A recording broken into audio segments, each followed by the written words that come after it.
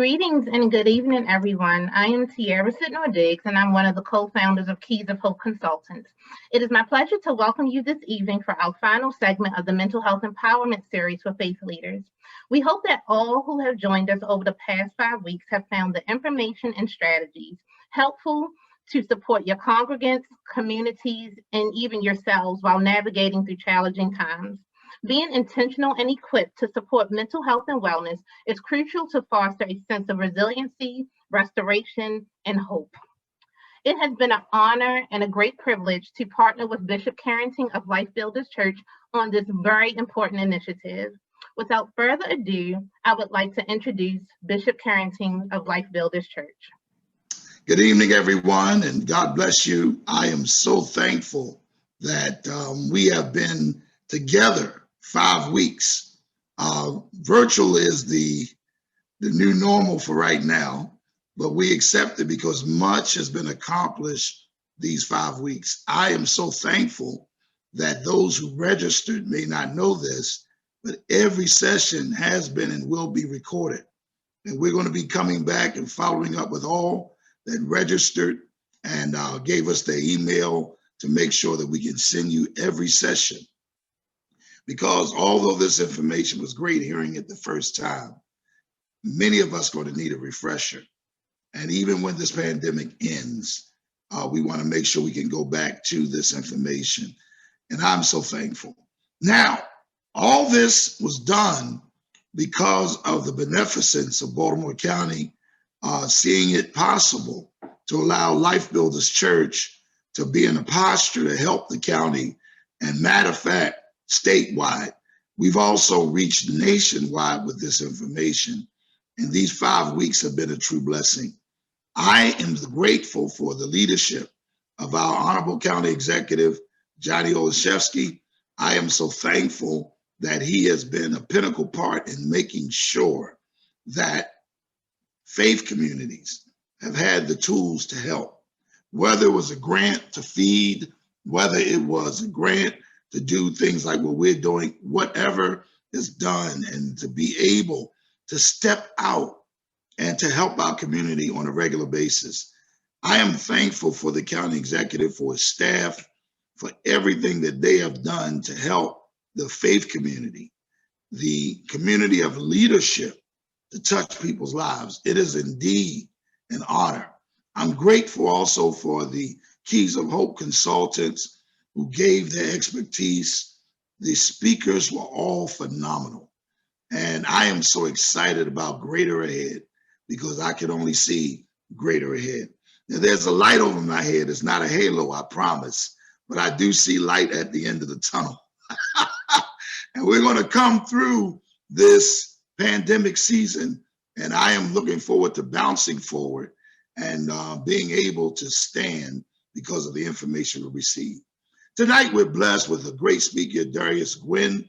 But prior to Dr. Gwynn coming on, I want to thank our county executive. Your Honor, I'm going to ask if you would come and have some words, because again, you have been a pinnacle part of making sure that this was done. Johnny Olszewski is the duly elected and proud and great serving Baltimore County executive. I am glad to be a Baltimore County resident for the last 35 years. And I don't look like it, but I'm so thankful to have been a part of Baltimore County since I've been married. And just 3 years I moved back in the city, but I'm back, and I am just thankful for our county executive. There is so much I could say about him, so much I could say about his care for our community, for his care about the faith community, and is genuine. Anybody that can be an elementary school teacher has to have something special. And to rise from the ranks of being an elementary school teacher to now being the Baltimore County executive, you got to have much more on the ball than meets the eye. So county executive, on behalf of Keys of Hope and Life Builders Church and all that are joining us this evening, welcome and thank you so much. Thank you, Bishop. I really appreciate the opportunity to bring greetings. I will try to be brief so we can get to Dr. Gwynn tonight. But I want to thank you for your steadfast leadership and your partnership, Bishop, and good evening to everyone else. It is a pleasure to join you. I want to take a moment to thank and recognize the team members of our Office of Community Engagement who are great partners in helping me lead the work across Baltimore County, Mandy and Kirk, among others. And it's so great that we're doing this event tonight because in these challenging times, it is so critical that we are connected. So Bishop Carrington, I want to thank you and Lauren for inviting me to this virtual conversation about mental health empowerment. I'm glad to be here in appreciation of the work of this series to promote mental health and wellness. Dr. Gwynn, thank you for taking the time to help us improve our own mental health and the mental health of others. You know, at a time when so many of our neighbors and loved ones are struggling, it's more important now than ever that we find ways to be there for each other. And mental health is such an important part of our overall well-being. It's so important we take care of ourselves. COVID-19 has changed everything about what we know. Although, as you said, Bishop, the light is at the end of the tunnel. It's certainly been difficult for me. I'm a huge extrovert. I often find myself physically, mentally, spiritually drained from the lack of that personal in-person connectivity. And for others, it might be you haven't been able to do a hobby, you've missed celebrating an important milestone, you can't see your loved ones, you may have lost a loved one to COVID, or you may have been sick. And you know, life is hard enough during normal times, but COVID has really pushed us to the extreme and made things so much harder. That's why I think events like this are so critical, and it's why we in Baltimore County are here to support it, because it's important that we are connected to our support networks, and our faith community is one of the most important support networks we have, particularly as believers. Psalm 91 reminds us that I will say of the Lord, he is my refuge and my fortress, my God in whom I trust. Our faith reminds us that it is an anchor upon which we all can lean. And I think that tonight is going to be a great example of how we can lean on our faith, on our friends, on each other, and we are here to be supportive. So Dr. Gwynn, thank you again for stepping up. Thanks for everyone for being a part of this. Together we can get through this. Together we will get through this. But again, Bishop Carrington, thank you. Lauren, thank you. And thank you, Darius Gwynn, for your sharing tonight. It is an honor and a blessing to be with you. And I pray everyone stays happy and healthy as we get through this together. Thank you so much for that wonderful, wonderful introduction. We are glad to have you and your team. It's been wonderful connecting with Mandy. It's always a pleasure to connect with Bishop Carrington and the work that he's doing. Also, me as a Baltimore County resident as well. I appreciate this opportunity. I appreciate you sharing those words of encouragement, especially from Psalms 91, that gives hope as we move forward, as we see that light at the end of the tunnel. So I am going to introduce our presenter for this evening. Mr. Darius Gwynn is a doctoral candidate in the School of Social Work at Morgan State University. He's also the owner of Breaking Barriers Mental Health Services. He's a native of West Baltimore, Maryland. He received his bachelor's degree in business administration and finance from Bowie State University and attained his master's degree in social work from Howard University. Mr. Gwynn has more than 7 years of social work experience and has served in both clinical and administrative positions. Before he started his private practice with Breaking Barriers Mental Health Services, he was a lead therapist at All Walks of Life LLC and a program manager for a small agency in Maryland. As a doctoral candidate and researcher, Mr. Gwynn's research depression and men coping and masculinity.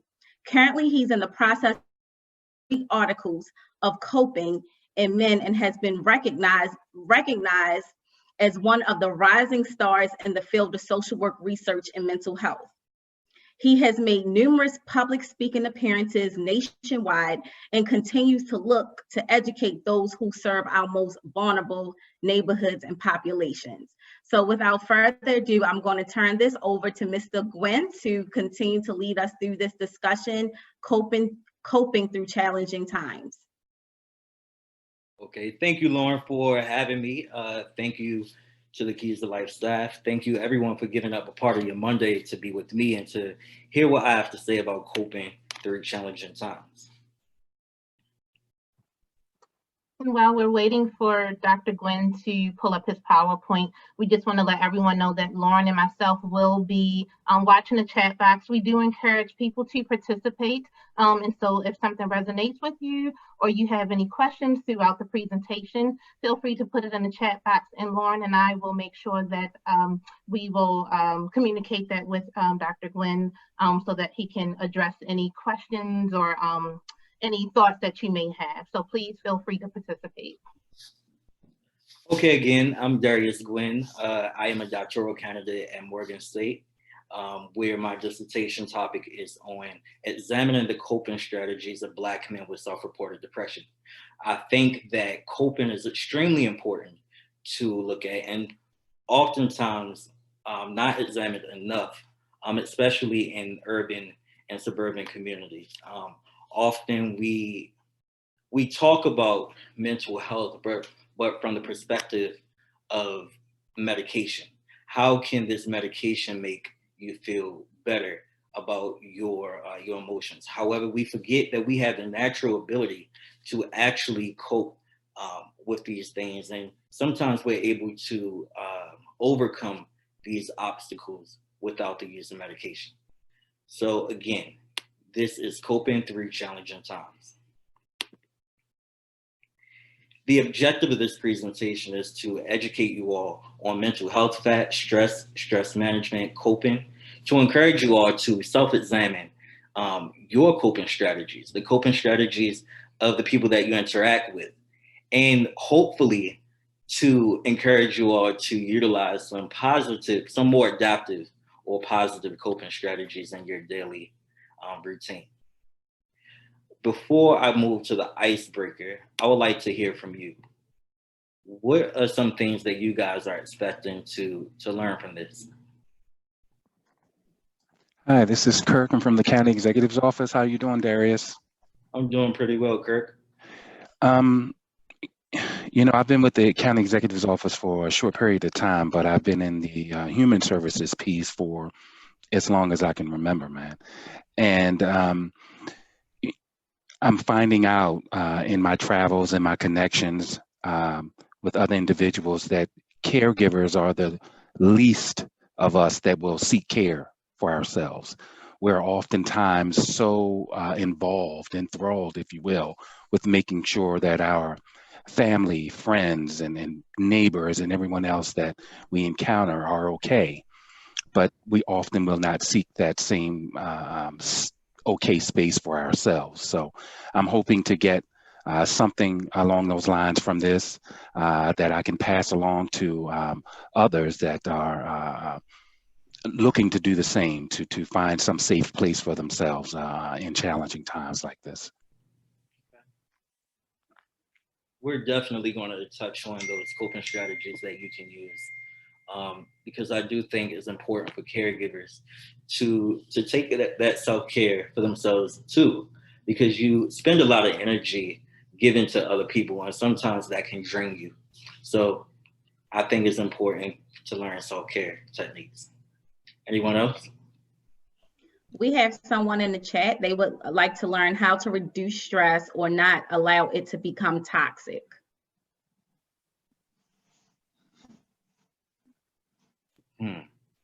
Okay. My desire, Darius, I have several of our staff on the line, not the line, but on Zoom with us. They don't all want to be called out, you know, and I understand that. But we are looking forward to you kind of putting the icing on the cake, so to speak, to make it even more of something that's seen as vital. Essential is a word I think that's being used nowadays, that the faith community and the political arena, those in authority, work hand in hand and closely together. Not to be preachy, but I do believe that that's the way it was intended to be. And I'm grateful for those that are on the county executive staff who are also on, because I think that their desire to still stay on, they could have just said what they wanted to say and got off. But the fact of the matter is they realize they need help. So I'm just pushing you to really Give up the goods, sir, because people need help and they're going to get it.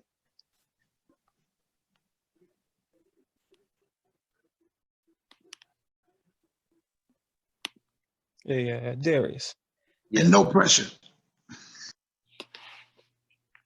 Yes. Yeah, Darius. Calvin here. Yeah, I would just like to learn proper communication methods you can use with people who may, suffer from anxiety. Because I know anxiety is something that's very difficult that a lot of people deal with, especially in this day and age where people really have to take the time to sit back and actually be with themselves. And that's something that a lot of people struggle with. That's something you never really thought you would have to deal with. So if I could learn ways to communicate with those people effectively, because sometimes it's not about what you say to them, it's about how you say it to them. So if you could provide us with some tools we could use, that would be very useful to me. And Calvin, to your point, self-isolation is real. And we do have to learn how to navigate and communicate with people differently now that we are essentially by ourselves. And that can make us feel a lot of emotions. It can make us feel irritable. It can make us feel depressed. It can make us feel anxious ourselves. And then we can almost project our emotions onto other people and kind of like increase their anxiety. I want you all to know that if I do not address your questions within this PowerPoint, that I am available afterwards to address any issues that you may have. So thank you for your question. So I wanted to do an icebreaker. I want to do like a temperature check with you guys. Because again, COVID has been here for about like 8-9 months. It's almost Christmas. We're starting to feel those holiday blues. How are you feeling right now? And you could tell me like 1 to 10, how are you feeling? And I would like for each of you to tell me. You want to start with me? I'm a 10 myself. Okay. I'm definitely just blessed overall because I know there's a lot of people who aren't the same. So I just try to stay as blessed as possible with that because I definitely had a great 2020 to be honest. Okay. 2020 has definitely blessed some folks. Okay, in the chat, we have some 6s and 7s popping in, 7 or 8, 6, 5, and 6s. So far we have above 5. That's a good thing. That means that we're using adaptive or positive coping strategies at least. But hopefully after this, you will learn some coping strategies that can take you to where Calvin is, and you can be at like a 10 or 8 or a 9.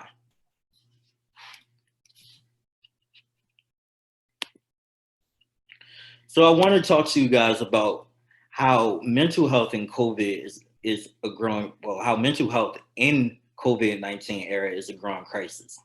From late February through August, we have seen 388,000 people screened for moderate to severe anxiety and depression, which is way more than what we would normally see. Normally, we would see a number almost half of that. But because of the isolation that people have been feeling, the numbers have been increased by a lot. We have also seen over 60,000 people, and from last I checked, as of November, we are looking at 102,000 people who have been screened for psychosis. So psychosis is basically, for lack of better words, when you lose grasp of reality. You're either hearing things, or you're hallucinating, or you're dealing with things of that nature. Of the 388,000 people who were screened for severe to moderate depression and anxiety, over 130,000 have reported suicidal or self-harming thoughts, and more than half report that they have been having these thoughts every day. So have you guys encountered anyone who started to feel depressed during this pandemic? And you guys can interact too. I want it to be interactive. I don't want it to be I don't want it to be like just me talking. I want to hear from you. Well, I haven't encountered anybody myself, but my girlfriend Denzel, she's a social worker too, so she tells me about it all the time, especially in her line of work. So she encounters it. She encounters it pretty often. She hears a lot of stories about it.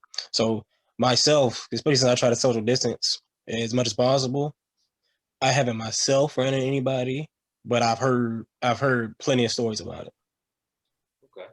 One thing that I encountered, Darius, is right at the beginning of the year, I participated and joined a couple of Facebook groups in the attempt to be more social. And then boom, we got hit. Okay. And it was an interesting observation to watch how people were coping. We're talking March, April now. How they were coping. People were spending lots of money ordering things on Amazon, ordering food, couldn't go anywhere. And that social connect of using Facebook and everything was huge. So I venture to say, yes, I experienced a lot of people struggling emotionally during that particular part of the time. Yeah. And to your point, that COVID weight is real. I never ordered from Uber Eats so much in my life. Like Chipotle, Chick-fil-A has been my best friend during this time. Right. Absolutely. Absolutely. So I wanted to talk to you guys more about how mental health has been affected by COVID. So again, since February, we have seen more than 500% increases in both stress and depression among people. More importantly, we are noticing as social scientists that this stress and anxiety is hitting the younger people harder than any other group. And that's because of loneliness and social isolation. So again, we noticed that in comparison to earlier this year in April, the severity of these mental health disorders have increased from 70,000 in terms of being on track to being at risk of severe depression or suicide to over 300,000. Special populations are experiencing high anxiety and depression, including LGBTQ, caregivers, students, veterans, and trauma survivors. What I thought was interesting is that when the coronavirus started, there was a spike in child abuse, domestic violence, and killings among the trans community. And it started to make me think, why is it that these people are being victimized? And so I did research, and in particular, I found that because of people with trauma, they see trans people as a vulnerable population. So sometimes people will take their anger and their frustration out on that particular population. However, it's important to learn how to cope, because coping can help reduce your stress, your anxiety, and thus can reduce acts of violence. So you see here, we have a table that shows you how young people are disproportionately affected by depression and anxiety during this COVID pandemic. And they seem to be doing worse than every other age group by a lot, except in anxiety, but by a lot. So I want to talk to you guys about stress. While you go to the next slide, we do have a question in the chat. The question is saying, do you see the numbers increasing due to seasonal depression? And if so, what are some ways to combat this comorbidity? So with seasonal depression, and I'm actually this year has been kind of scary for me as a clinician, because of the social isolation. And normally, as Americans, we normally seek social support in order to cope with hard times. And with the social isolation, it kind of increases that depression. When the seasonal depression come, or the holiday depression, as it's going to be called this year, I do have a fear that that rates of suicide will increase. I do feel that that the holiday blues is going to negatively impact, or further negatively impact, these vulnerable populations.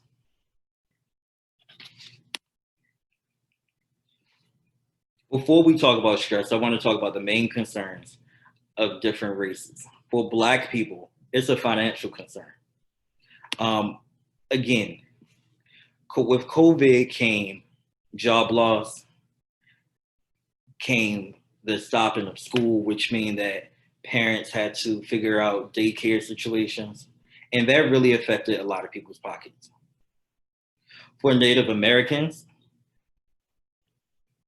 they're experiencing a lot of PTSD. For our Latinx brothers and sisters, they're experiencing a lot of anxiety and loneliness and isolation. And I could not find any information about the Caucasian population, but based off of what I read, I'm assuming that they're dealing with similar situations. I want to talk about what is stress, right? So stress is a normal response to a situation.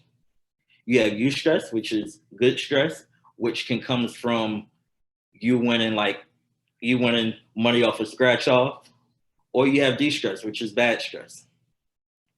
Stress response is very based on the person, and it can take our bodies through 3 stages. The first stage is the alarm stage, which is fight, flight, or freeze.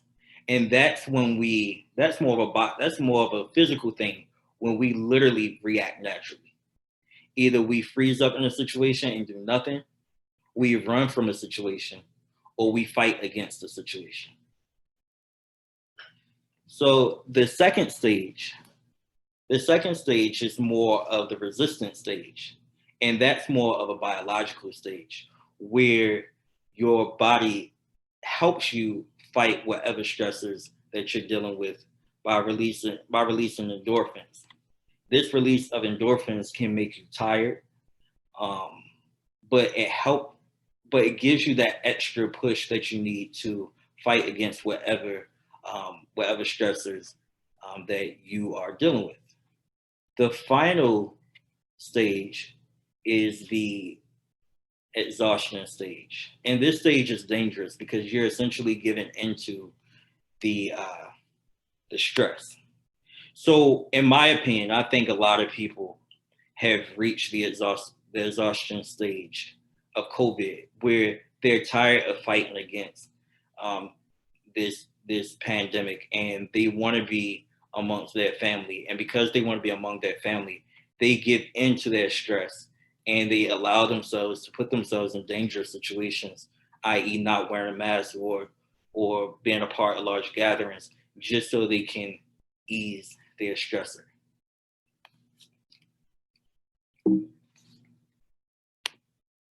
So quick question.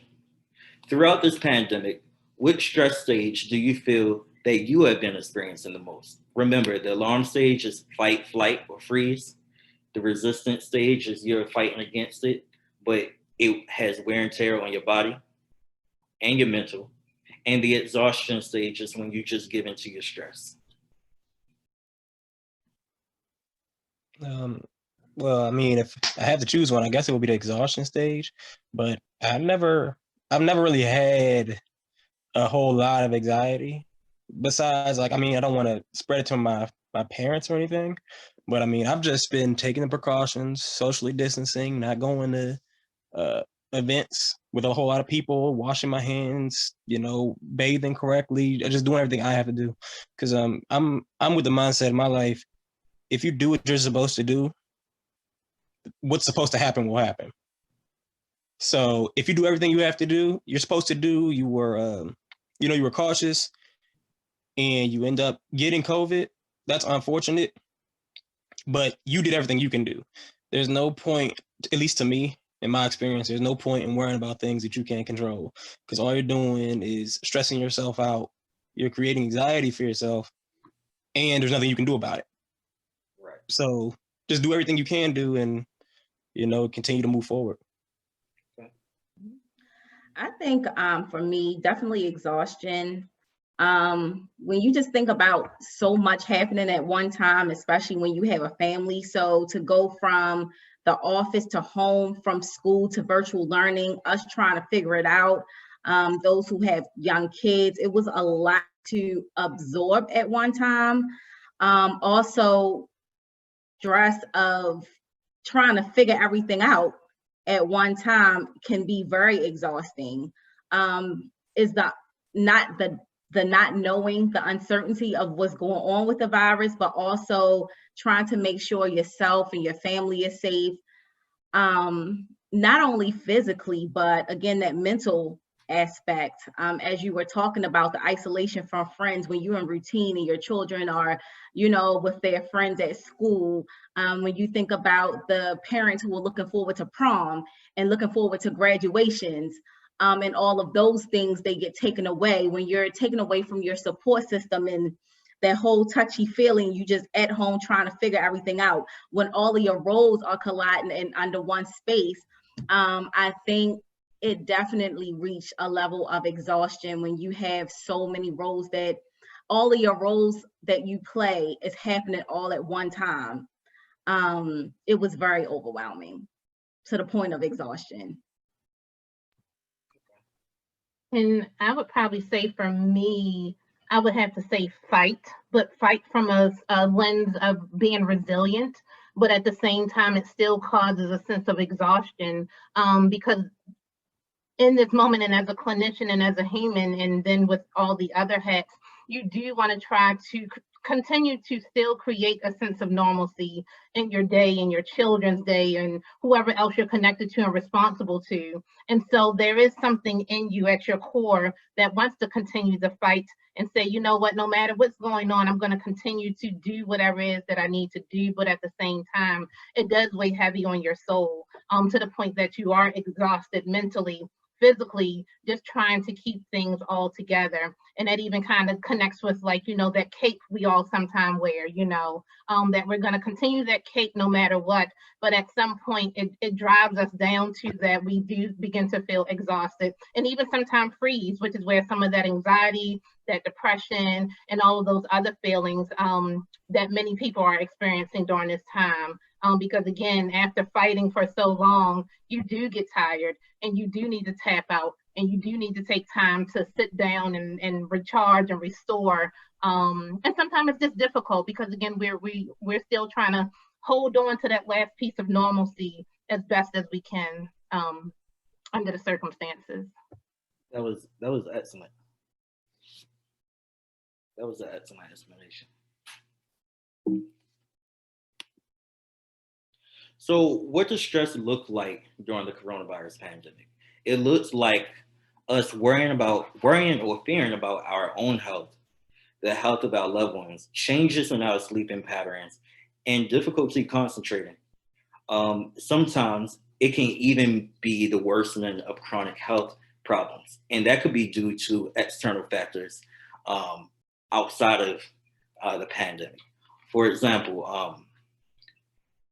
I know that from my research that people with diabetes have been struggling during this pandemic because of the scarcity of certain foods. They were not able to eat properly, thus their levels became off.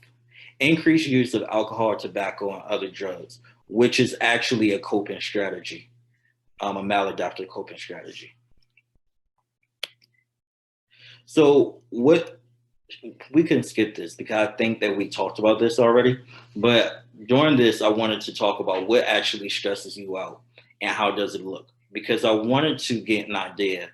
I wanted you all to get an idea of what your triggers are, because knowing your triggers are extremely important with dealing with your stress.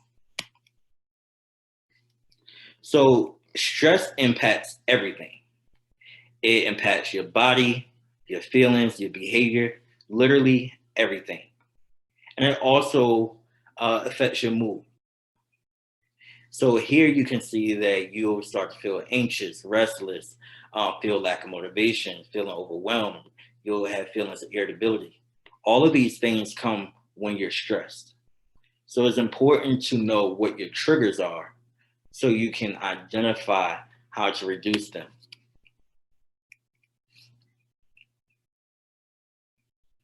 So this video is basically going to give you guys an idea of how stress affects our body.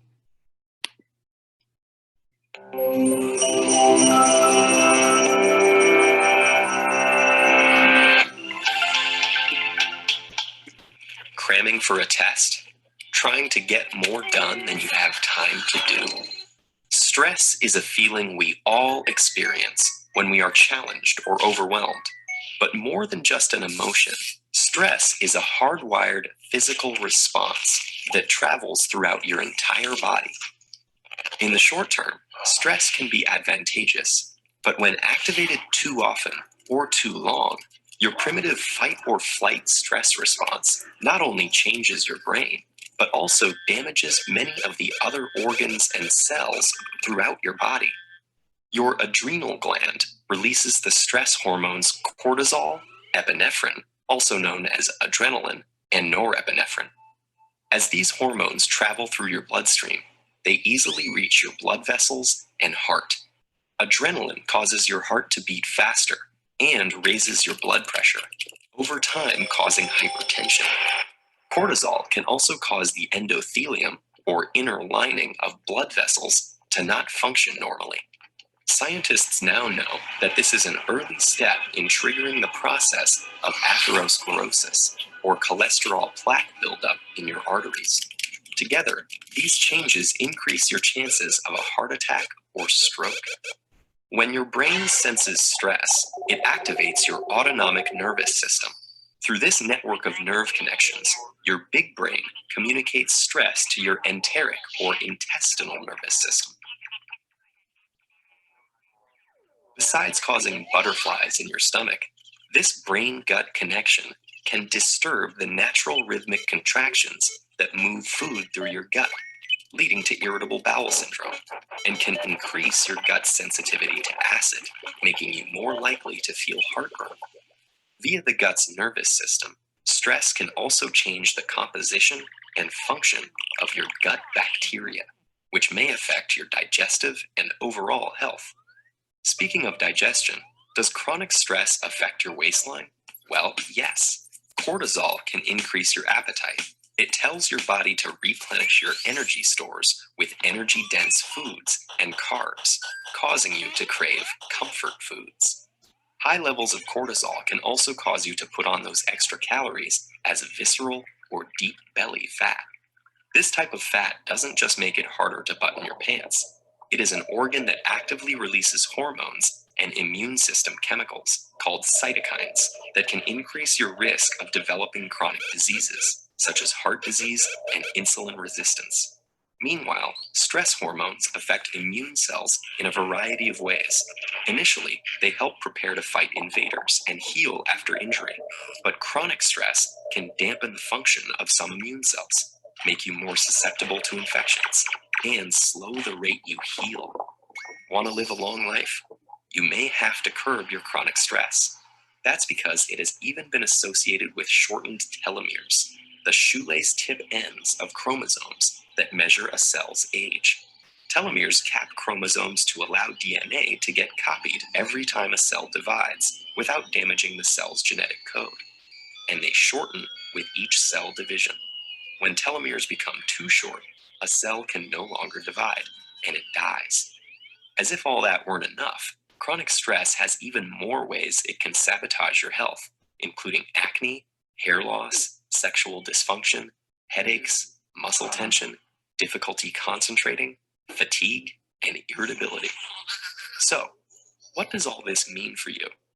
Your life will always be filled with stressful situations, but what matters to your brain and entire body is how you respond to that stress. If you can view those situations as challenges you can control and master, rather than as threats that are insurmountable, you will perform better in the short run and stay healthy in the long run.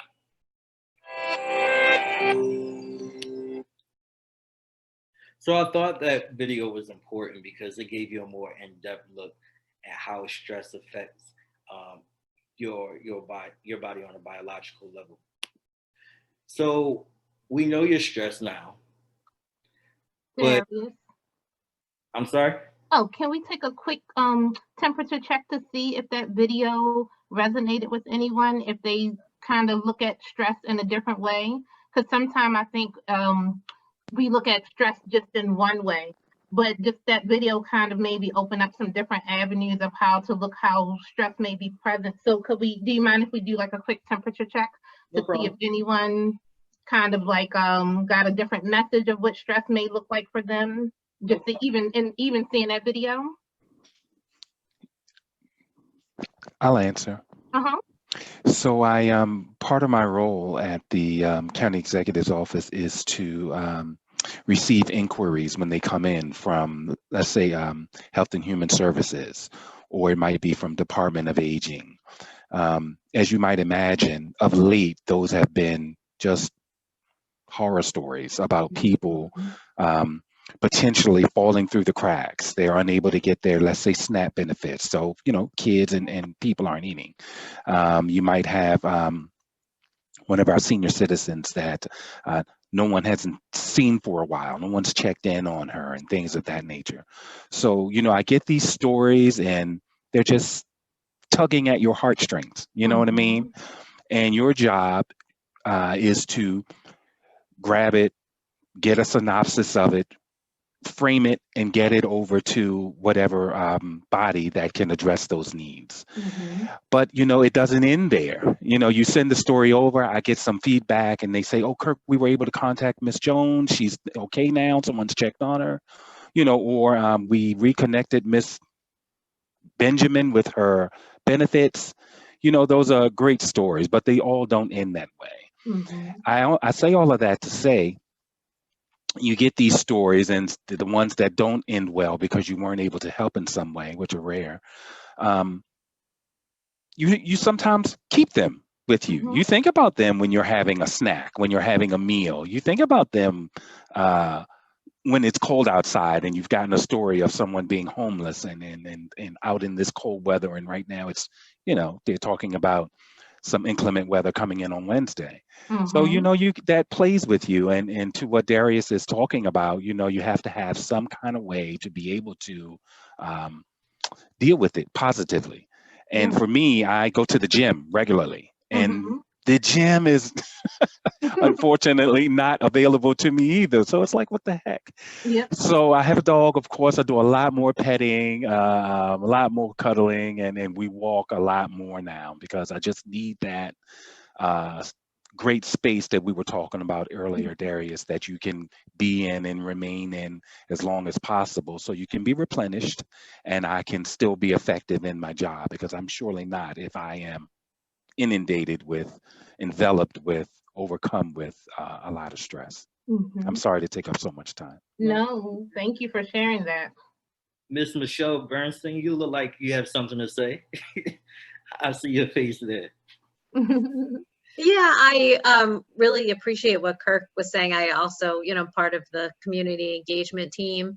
And so during the pandemic, our jobs really shifted, to some of that sort of, I'm not a trained social worker. So, but the calls that we would get before the pandemic, right, it would be pretty clear if something was social services, but we would sort of hand them right over. But we've had a lot of, people calling saying, I'm really holding out for my unemployment insurance and benefit, and they're calling saying they just need help with that. But then in the conversation with them, they reveal, oh, well, I have no food in the pantry and I have no gas in the car, but all I need is my unemployment insurance. And so, as Kirk said, it's you know, we're not in these jobs, you know, without caring for people, but it's really sort of changed, you know, overnight, the nature of the work that we do without sort of a whole lot of training. And as Kirk's saying, then ourselves also, you know, trying to cope with it as well. So just, you know, I appreciate him sharing, listening with everyone, but it's great to hear my colleagues also share as well. And Kirk and Michelle, thank you for both pointing that out. And I'm sure Darius will kind of speak more to it, just about the whole thing around secondary trauma and secondary stress. And so even if sometimes we ourselves have gotten our households and our lives in order because of the heavy load and the heart work that we do as human service people, whether you're a clinician, a social worker, or whatever your role is, but you're connecting with people, we take on, as much as we pour into people, we also take on a lot of what they are going through. And it's not sometimes an issue of a boundary issue, but a human issue. We're humans. And so we care very much about the people that we're working with and called to serve. And so again, their stress does become our stress. And we have to be mindful of that. Because like I said, sometimes we can confuse ourselves and say, oh, I'm okay. Yeah, I have my coping skills in order. But again, when we're taking on other people's stuff, we also take on that stress. So we have to look at stress and make sure that we also are using these coping skills that Darius will talk about to manage that as well, you know, just to keep our mental health and so we can do our job effectively. Yes, but that's a good segue, Tiara. And yes, we do take on a lot of stress, but the good thing is that we can manage our stress through the use of coping strategies, which is here. So in academia, like you have this guy and this lady named Richard Folkman and Suzanne Lazarus. Richard Lazarus and Suzanne Folkman. And they're basically the mother and father of coping strategies. Before them, no one was talking about the idea of coping. Coping, the closest we got to coping was Sigmund Freud, who was the father of psychology, who talked about defense mechanisms. But essentially, Richard Lazarus and Suzanne Folkman said that any way that you adjust to a negative or positive situation is a coping strategy. It's your coping abilities. So conceptualizing coping, right? So there's multiple ways that we can conceptualize coping. So coping can be conceptualized in a biological form, fight or flight, which we talked about earlier, a cognitive form, how we think about the situation, and a behavioral form, which is basically related to the cognitive process. How we think about the situation is how we want to react to it, right? So I have a big fear of dogs. I honestly believe it's biological because for me, I just don't like them. I don't want to be around them. I think that they feel weird. They smell weird. I just don't like dogs. Here, So I'm just messing with you. Cognitively, I'm aware of my fear. And because I'm aware of my fear, I create plans to avoid that stressor or that fear or to cope with that fear. And I cope with it by changing my behaviors. So that means that if I love to ride my bike. So if I'm going to ride my bike, I'm going to make sure that I avoid neighbors or neighborhoods that have a lot of dogs in it. So, so I grew up in West Baltimore, where it's a lot of pit bulls. I'm trying to help you cope here, sir. I used to have my mother drive me like to Columbia just to ride my bike when I was a kid, because that was my way of coping with that fear. And sometimes our coping strategies can be learned behaviors. And we can model our coping strategies from our parents, from the people in our communities, from our mentors, from whoever has some type of influence on you. You can model their coping abilities. So before meeting Lauren, I had a temper, right? But from watching her and watching how she handled certain situations, I started to change my behaviors to match her behaviors. And that was my way of coping with negative situations. So instead of being very blunt, or instead of showing aggressive body language, I would model her body language and kind of like handle that stress internally. So all coping strategies are voluntary and involuntary, in which I mean coping strategies are based off of the situations. And no matter what the situation is, we address these situations with these three types of coping strategies: either emotion-focused coping, problem-focused coping, or avoidance coping. Oftentimes in the literature, or if you speak to people who have wrote about coping in the 90s or early 2000s, back in the day, you'll notice that avoidance coping is mashed together with emotion focused coping. However, recently, social scientists and myself, we have taken avoidance coping and used it as a separate coping strategy. So emotion focused coping efforts are directed to regulate our emotional state. So that means we're doing wishful thinking.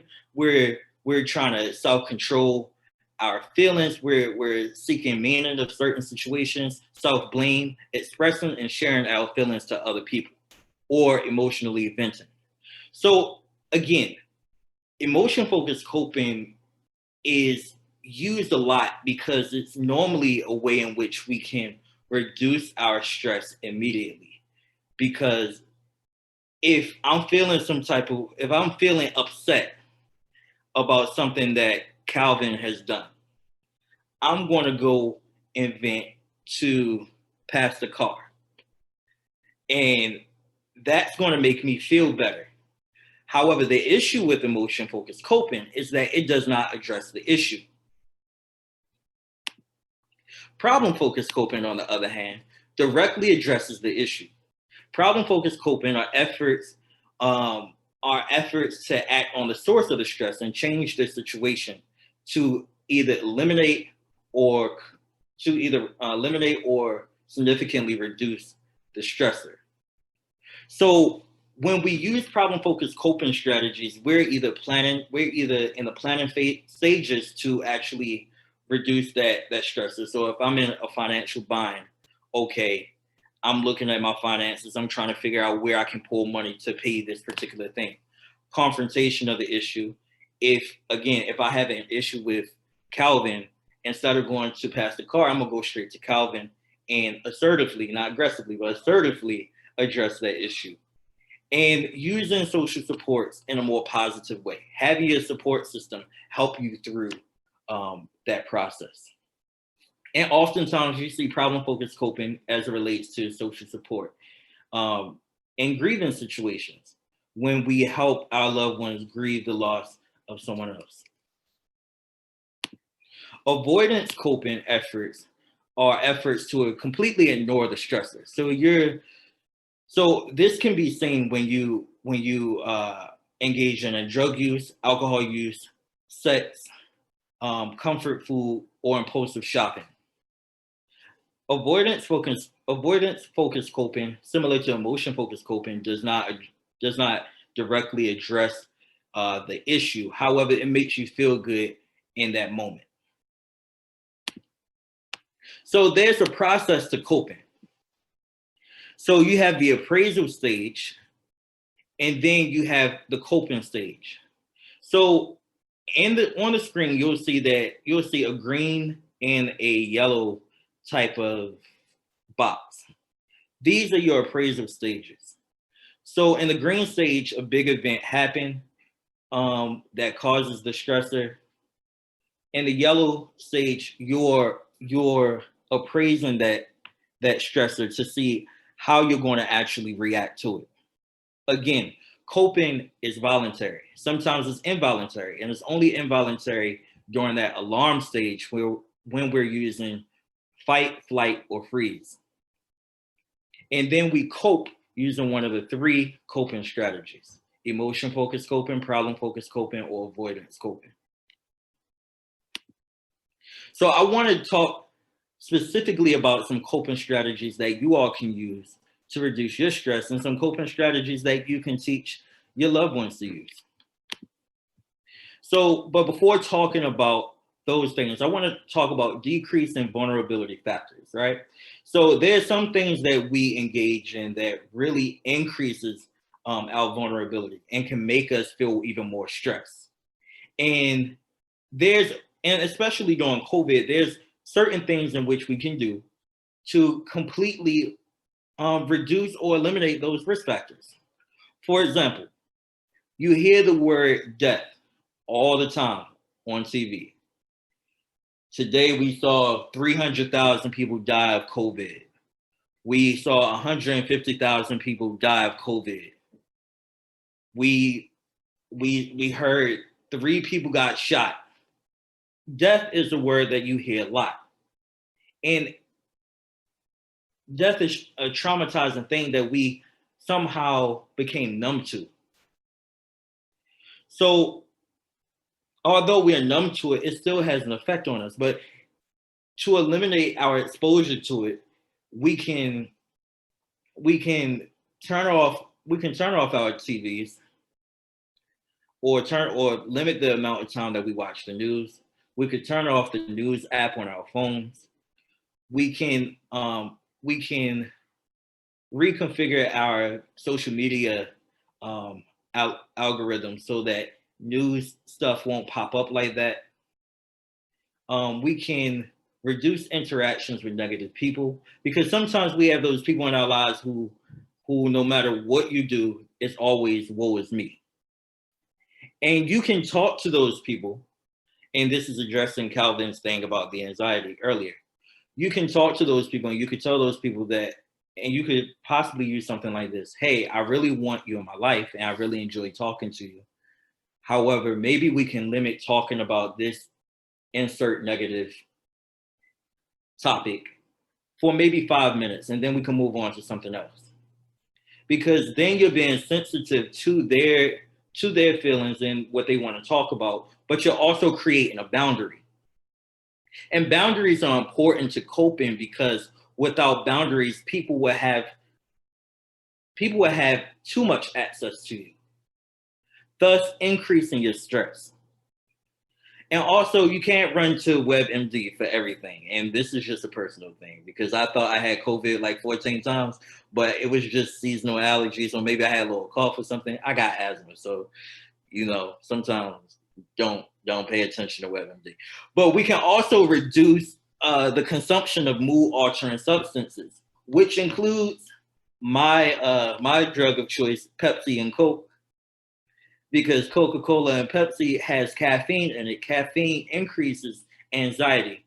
And if you are already an anxious person, then that may give it that extra spike that you don't need, that can just completely throw your day off. And also marijuana, opioids, any other mood-altering substances. I know that we're working from home. However, it's important that you keep your workspace separate from your place of relaxation. That means that if I'm working in this space right here, in my little apartment, in my kitchen, this is my designated workspace. I'm not going to try to relax here. I'm not going to try to eat here, because just simply being here is symbolic to some type of stress. So I want to make sure that I have places in my home where I am completely relaxed, and that's what I use it for. So often you'll meet people who say, "Oh, I can't sleep," and sometimes it's not even related to anxiety or depression. However, it's related to their inability to cope with work-related stress, because they do work in their bed. because you do work in your bed, now your bed is your place of work and not your place of relaxation. So remember, you have to separate your place of relaxation from your workspace. So stress relaxing activities. This is something that I want everybody to do. I want everyone to take, and because we're running out of time, I want everyone to take 1 minute. I'm going to set the timer on my phone, and I want you to write down a list of activities that you enjoy doing.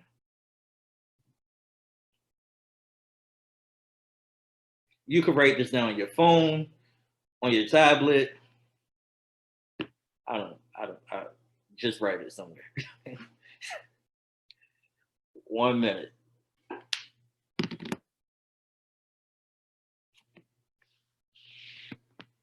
Darius, you gonna put the Jeopardy music on? I mean, I wish I had it, but I don't got that album. I don't have that album on. Oh goodness. You're doing great, man. This is great stuff. Just wanted to say that. I appreciate you. Hey, Darius, can I speak to something that you were talking about while we're waiting? Yes. So you were talking about coping, and while you were saying that, I was having this epiphany that many of the calls or inquiries that we get into the office, they are coming with, and I think we do a great job, forgive me for patting myself and my colleagues on the back here, but we do a great job of figuring out real quickly which type of person that we're talking to or where they are in the coping stage. We know if they're coping well in the language generally that they're using. It's, hi, how you doing? I just want to see if I can get some help with that kind of thing. Thank you for calling me back, that kind of thing. So we say, oh, they're coping well, we could say. Then we get the one that is, a little more intense. They're not coping as well, you would say. I just need some help with this. And then, it's that kind of interaction. And then we know when we get one of the other ones, but they're not coping well at all. Their stress level is very high. All of the language is very in your face. The tone is very hard. The even the font is aggressive. You know what I mean? It's that kind of thing. And as a group, and we all see each other's responses and things like that. But as a group, I just see that we do a very good job of not being drawn into whatever the well, let me put it a different way. We stay focused on what the goal is. We do a very good job of trying to capture what it is that they're trying to say and addressing the issue. We don't get into a lot of, I'm sorry to hear that and that kind of stuff. We just stick directly on what it is we're there to try and help them solve. We'll also know if the person isn't coping well, if they start with like Pavlov's hierarchy of needs. They'll just say, I just need help with this, like my colleague Michelle said, I just need help with this thing. When in fact, once we get into the conversation or they begin to really get into it, there's a plethora of need there. And they are just maybe ashamed or don't want to really ask about or don't want to get into.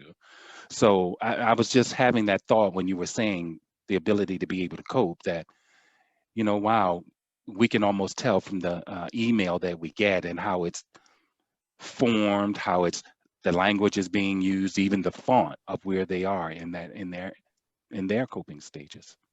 Forgive me for babbling on, but no, that's a good thing. And remember to continue to do what you're doing, which is remaining calm, because then they would model your tone. So you want to remember to continue to do that. So with these stress relaxing activities, I want you guys to later on, because we're low on time, I want you to try to figure out how you can incorporate those things throughout your week. Those things will help you in terms of your ability to cope. So this here is called positive self-talk, right? So we talk to ourselves all the time, either in our head or what have you.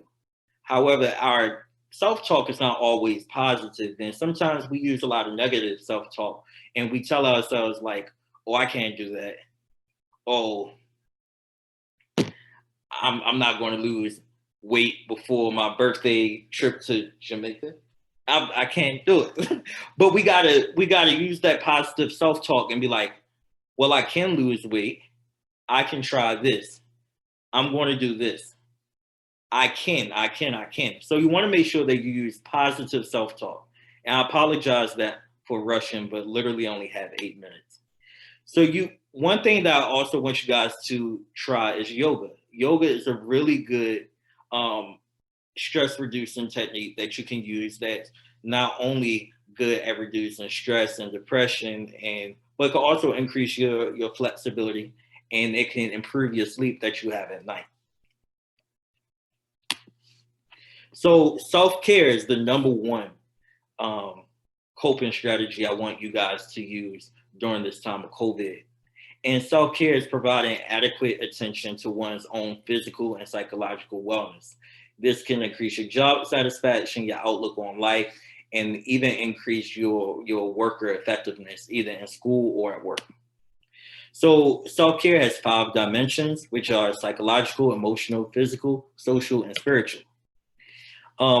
However, sometimes we forget about self-care because we're not allowed to engage with our loved ones because of social distancing.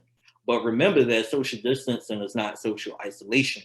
And there are ways in which you can still connect with your loved ones, either through FaceTime, Zoom, Hinge, Bumble, however you want to interact with them, you can do that.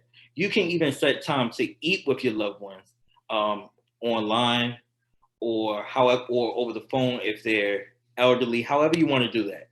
You can also take time to take a walk through Drew Hill Park after dark, find a spot for y'all to spark conversation. I don't know. So y'all can do that.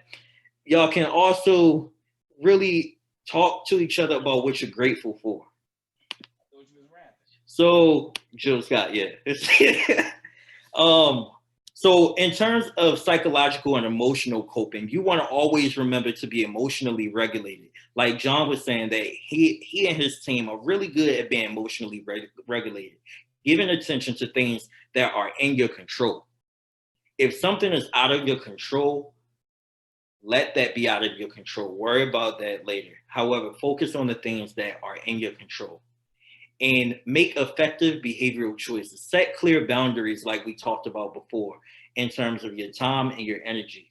Recognize your strength. Use positive self-talk that we talked about earlier, which would counteract those negative self-talks. And use affirmations. Tell yourself, I look good every morning. Even if you look busted, tell yourself, I look good. Stress management. Do deep breathing exercises. Practice mindfulness, which includes yoga, guided imagery, journaling, because awareness is key. And being aware of your stress will help you engage in those problem-solving coping strategies that you need in order to resolve your issues. So in regards to the physical component, I was going to talk to you guys about how you guys keep yourself moving, but I want to make sure that I keep going. Stay active. Go for that walk. If you can't walk, make sure you go for that roll. But whatever you do, keep moving. Get adequate amount of sleep. Try to get between 6 and 8 hours a night. An hour before you attempt to go to sleep, make sure that you turn off your cell phone, put it on Do Not Disturb, whatever you have to do. Try not to touch your phone because the light activates a part of our brain that keeps us up at night. So you want to make sure that an hour before you intend to fall asleep, that you are getting rid of your phone. Make sure that the room is at a good temperature for you. We fall asleep faster when the room is cooler.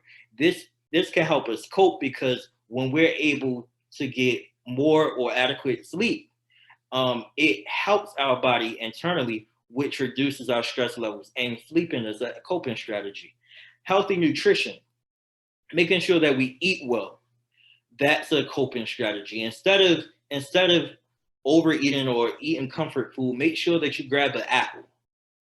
Prevention of illnesses, which includes going to a doctor. If you have so many fears about being sick, make sure that you're coping by communicating with your doctor. Intimacy. Making sure that you can hug people. Hugging reduces stress. Sex reduces stress. And general bodily health. Spirituality. Prayer is extremely important, or meditation, depending on your religious belief. But prayer to me is extremely important. Make sure that you at least give yourself enough time with God every morning, evening, and night. Because the big man will work some things out for you. I consider prayer to be a problem-focused coping strategy because sometimes you pray and you're able to just come up with just that right solution. Reflection and spend time in nature. So in your leisure time, make sure that you're doing things that you enjoy. Become a plant parent. I'm a plant daddy of 5 kids. Play a game. Buy a PS5. Do arts and crafts. Spend time with a pet, not a dog, but any other pet. Set boundaries with your time and with your personal space. But make sure that you prioritize your self-care. I wanted to share with you guys some resources that I have. These are some mobile apps for self-care. You have Calm, you have Headspace, Strides, MyFitnessPal, Grateful. These are all different things that you can use that are free that can help you in your journey to cope with whatever you have going on. Grateful is really good if you just want to write out your thoughts. Journaling is extremely effective. It's an extremely effective coping strategy with getting your thoughts and your feelings out. These are some national supports for you guys and anyone else who may fail to, who may have difficulties with coping. Again, we're going into the holiday season and isolation is real. And most social scientists are expecting an increase in suicide. So please make sure that you know the National Suicide Prevention Hotline number. And if ever you want to talk to somebody, you can always call me at Breaking Barriers Mental Health Services. Ms. Benita Smith at Insightful Behavior Services, All Walks of Life, or Win Family Services. This was a self-care assessment that I wanted you guys to partake in. But that's it for me. Thank you. Do you have any questions? Dr. Gwen, I just wanted to say, one, thank you. I think that was the information you provided was amazing. And I just wanted to take just a little second to let people know that if you are looking for ways to, you're like, well, yoga and exercise and things like that, we can't go outside, it feels like we can't go outside, right? But there is a lot that's on like YouTube and social media, and people right now are offering free virtual classes live through Facebook or live through Instagram, you name it. There are a lot of free classes, and there are also a lot of free community groups like there's one Black Yoga Alliance group. So there's many groups that may speak to you that are out there that you can also take a look at too. This is just my little plug for yoga because I am a yoga instructor. But anyway, that's just my thing, is that to let you know that if you feel like you're not sure where to start, online platforms are all the rave right now because we're in this together. We just have to do it another way than in class. So that was just a little plug about the exercise piece, is find it online. Yeah, and Mandy, thanks for sharing about that. But I do have a question. Does the county executive office have any recommendations or resources those who are in the county? So a lot of our senior centers are offering like some physically fit, things for a lot of our senior members. They're doing a lot of virtual classes, exercise or group fitness classes. So we can pull together some resources from the OCE team. We'll see what else we can find out there. And then we can share that with you all, so you can share with these members too. Thank you. Any questions for me? I know we had a couple people in the chat who mentioned that they really enjoyed the exercise for the stress relief and activity. So I did to Miss who wanted to perhaps share or give a comment, had any reflection about it for them. The man that my friend, I forgot your name, John Olszewski, kind of metamorphosized a little bit. Is your dog telling you get off me? I'm the Johnny O with the tan.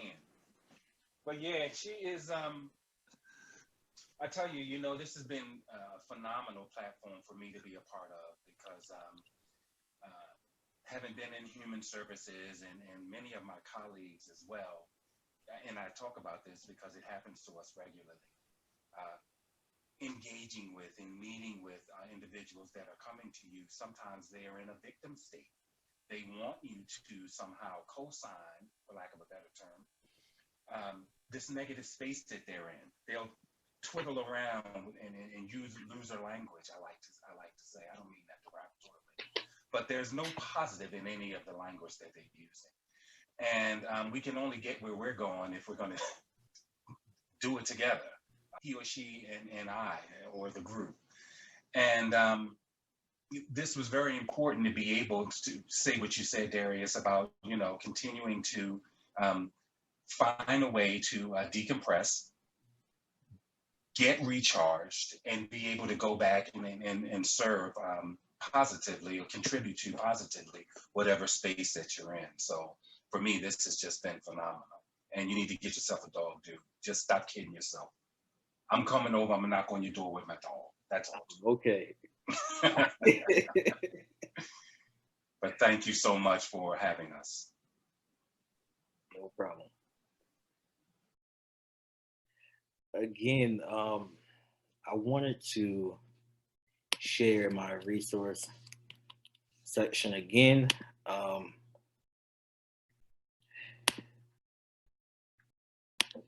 All Walks of Life, Win Family Services, they're really good organizations and they have really talented therapists. Miss Benita Smith, she's an extremely talented therapist who focus on women with depression, anxiety, or grief. So if you know anyone who needs help, please make sure that you provide them with these resources.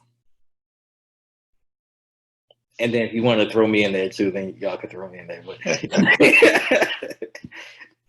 I again wanted to remind everybody, these sessions were so phenomenal. If you did not register by Eventbrite, I would ask Lauren and Tierra if you would leave that link up for 24 hours, or if you can, just to make sure everybody has properly given their email address so we can get the replay back to them once it's packaged, edited, and all. Again, Dr. Darius, you were phenomenal, and the information was great. And I just wanted to close my part with saying that thank you for consenting to be with us tonight. Really appreciate it. no problem. Our tech person will be putting up our contact information momentarily. But again, we're Keys of Hope consultants. We do a lot of mental health training. Tierra and I are also licensed clinical social workers who offer platforms such as this. Every year we do, well, this year because of COVID, this was a good collaboration with Life Builders Church because we do have a Sanity in the Sanctuary Conference that we do for faith leaders. And then we will be continuing that on for next year, but we also do trauma training. We're trauma clinicians. So we do a lot of training around trauma-informed care. So our contact information will also be up that if you have any training needs for your staff or your organization, we are available to help meet those needs. Okay, our email and website have been placed in the chat. So we're not going to you guys much longer. It's 8 o'clock. So thank you everybody again for coming on this evening. If you have been with us for the past 5 weeks and you came to every session, thank you so much. Hopefully you have been blessed. Your lives have been enriched.